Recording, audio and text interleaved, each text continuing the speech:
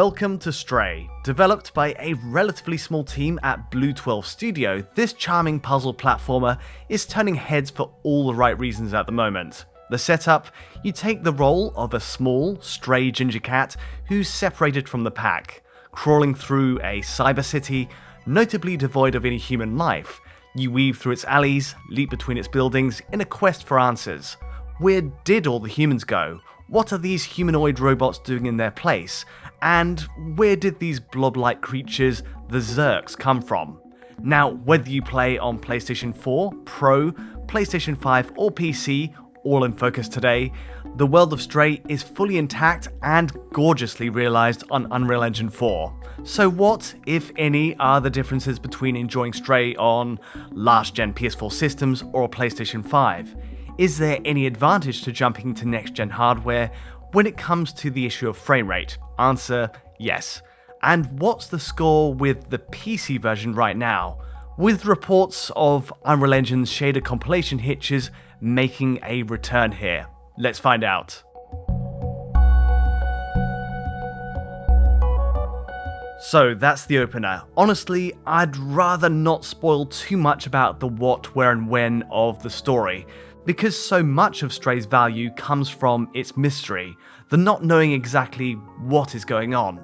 Also, I will say, Stray is free on PlayStation Plus's Essential and Extra tiers this week, and at around 7 to 10 hours long, it's well worth checking out. One thing I did find remarkable just in installing the game is it takes up just 7GB of space on PS5, almost half of the 13GB install on PS4 systems. Put that down to the more efficient data decompression of PS5, but quite the saving. In either case, Stray packs such a grand sense of scale, of atmosphere in its world for such a slight install profile. It presents all its lore in a pretty modern fashion too, often through show and not just tell.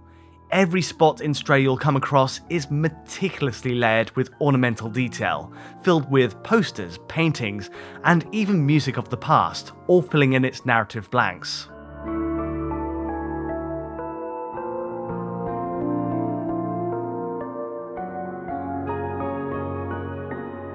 So much of what makes Stray special is in its world design. The visual concept of a neon-tinged cyber city populated by robots and cats is strikingly realised on Unreal Engine.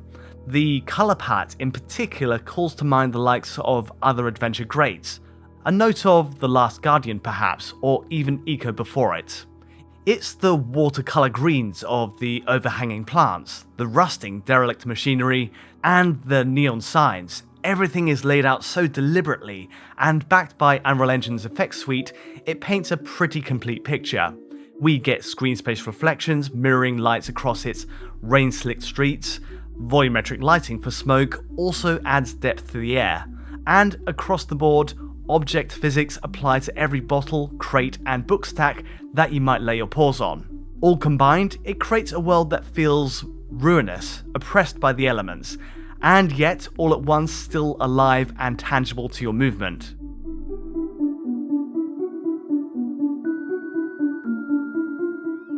The real marvel here though, it's just how Stray manages to work practically as a 3D platformer as well. At the heart of the adventure, of course, is our nameless feline here. I've got to say it, cats lend themselves very well to platforming mechanics in games. They're small enough, agile enough, and balanced enough to crawl through small spaces, to naturally climb heights. And for Stray, BlueTwelve Studio nails this sensation of being a cat perfectly. Movement flows smoothly from one jump to the next, and there's a real verticality to exploration. Often your goal is to climb to high points using support beams, aircon units, and more. And as for knowing where to go, well, I'm glad to say exploration is usually kept free of any HUD overlay. That is to say, there's no health bars, no minimap, just you and your feline intuition. To kind of help you along, visual cues like graffiti or shop signs direct you to your next target, but that's all smartly baked into the world design. In failing that, there is a backup if you need it. If you press down on the D-pad, you'll consult your trusty sidekick drone, B12, for advice.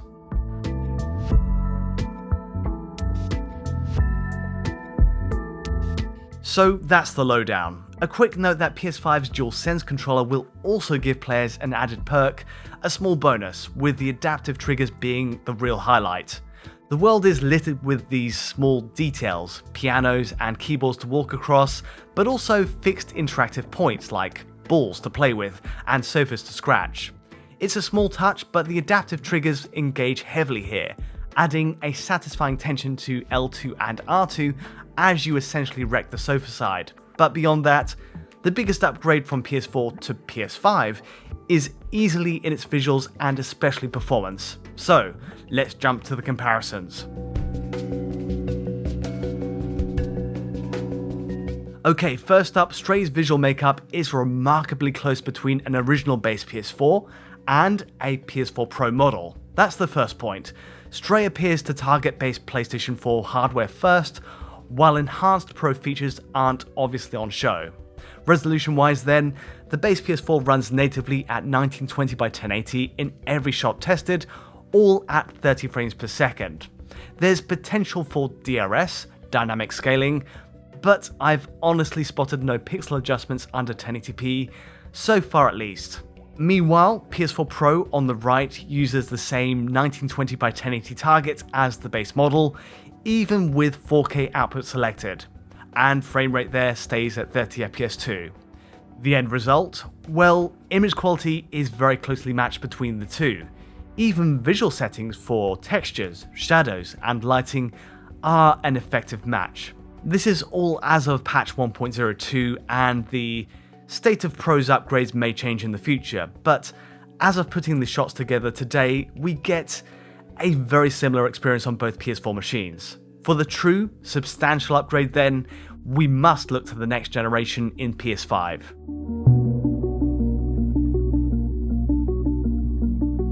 Here's PlayStation 5 in full motion. You're getting the works here, a true native 4K, peaking at 3840 by 2160, a full 4x increase in pixels pushed over last gen.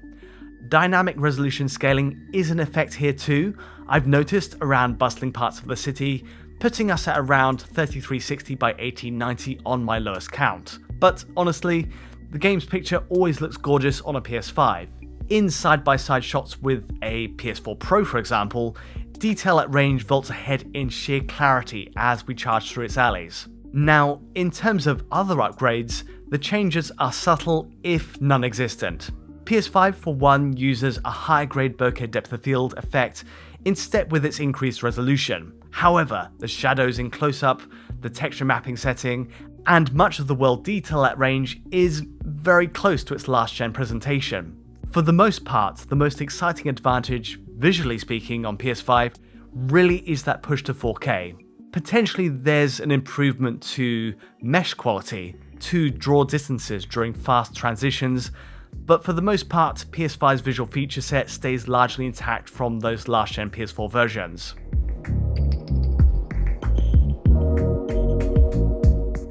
Even looking at the PC Steam version is revealing. I'm running an RTX 3060 Ti machine at 4K resolution here, with shadows, textures, effects, and meshes at high here. Crucially, comparison against PS5 shows the core visual makeup between them is very close. Again, possibly mesh quality at high will add subtle enhancements across the world.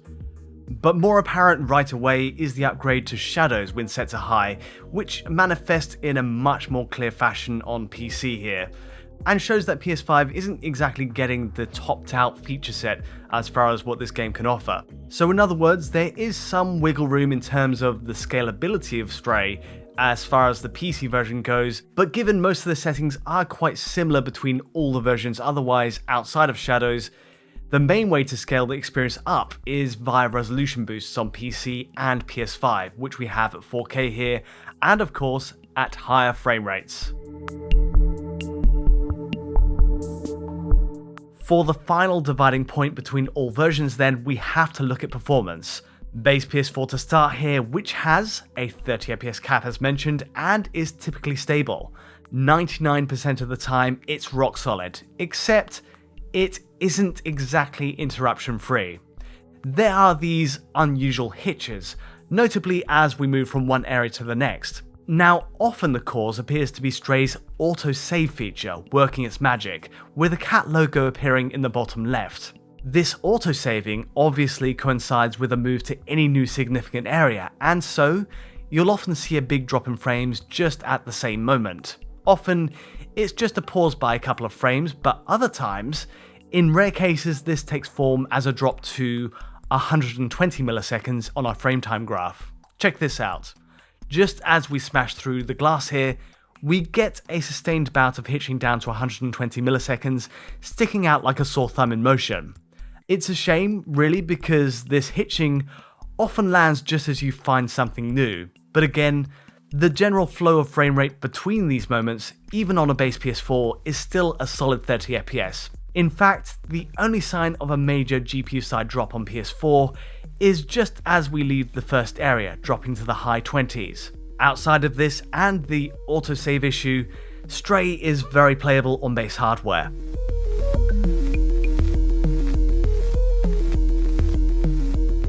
Now, what of PS4 Pro?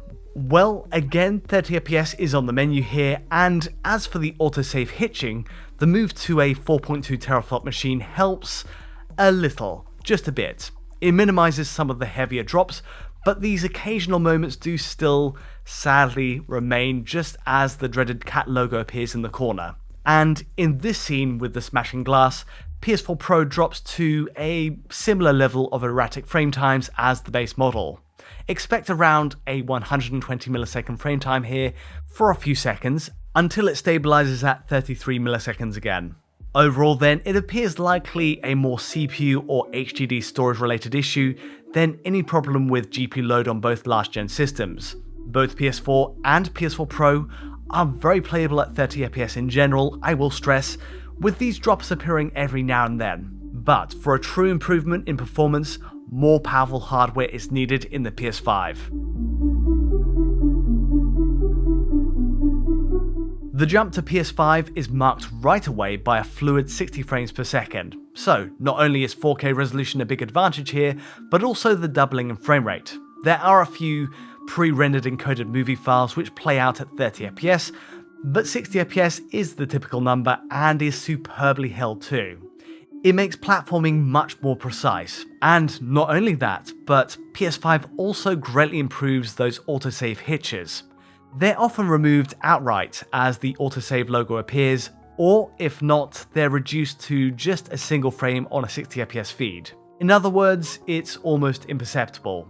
Now, the move to a more powerful Zen 2 based architecture is likely a big help here, as is the use of SSD storage. But that's not to say it's entirely perfect on PS5. The scene with the smashing glass, for example, still drops abruptly, almost like it's a streaming issue as the next area loads. But this really seems like an extreme outlier from my tests so far. You've otherwise got a locked 60 FPS on PS5, which by extension makes PS5 the most performant and best presenting version of Stray available right now. A final note on Stray's PC release. Now, PC users have highlighted that Stray suffers from our dreaded nemesis, shader compilation issues, which is becoming an increasingly common issue in recent Unreal Engine titles. And yes, in testing it ourselves, it's confirmed the stutter is present in Stray as well. Now, my good friend and colleague Alex Battaglia provided the footage you see here running on an RTX 3090. It's infrequent, but I will say noticeable. New actions, new areas will cue a sudden spike in our frame time reading. Even with a supremely high-end card like this 3090, a card that should blaze through at 4K and high settings, we're getting these random drops. Sadly, the issue appears separate to the autosaving quirk we have on PS4. Instead, on PC, you'll notice the drops occur in spots not only related to autosaving, but just walking around in open areas or midway through platforming. At times, this will cause an aggressive frame time spike. In fact, the situation on PC is more disruptive to Stray's playability than the situation on PS4, where at least the hitching occurs at fixed points between platforming sections. In this case though, it strikes during the action itself, which is far from ideal. A fix is needed then, but judging by the trend of this shader compilation issue, it appears to go way beyond the remit of a specific developer, and work may be needed by Nvidia, AMD, or Epic itself in addressing Unreal Engine's design.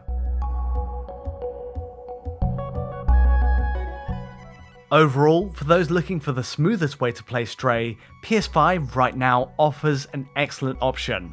Even including PC in the comparison, as it stands, PS5 has the fewest and least noticeable hitches of any platform I've tested. As for base PS4, it's surprising how well it's turned out, honestly.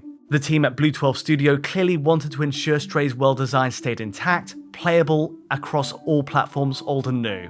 And as a result, PS4 pushes a decent enough 1080p and 30fps experience, all things considered. Sadly, PS4 Pro doesn't enhance the base experience in any radical fashion, and even has similar issues with autosaving hitches to the base model. But still, the core gameplay, visuals, and world design are otherwise enjoyable between all three PlayStation systems. But at a 4K resolution and 60fps, PS5 clearly vaults ahead in the console space, with some neat DualSense features to boot.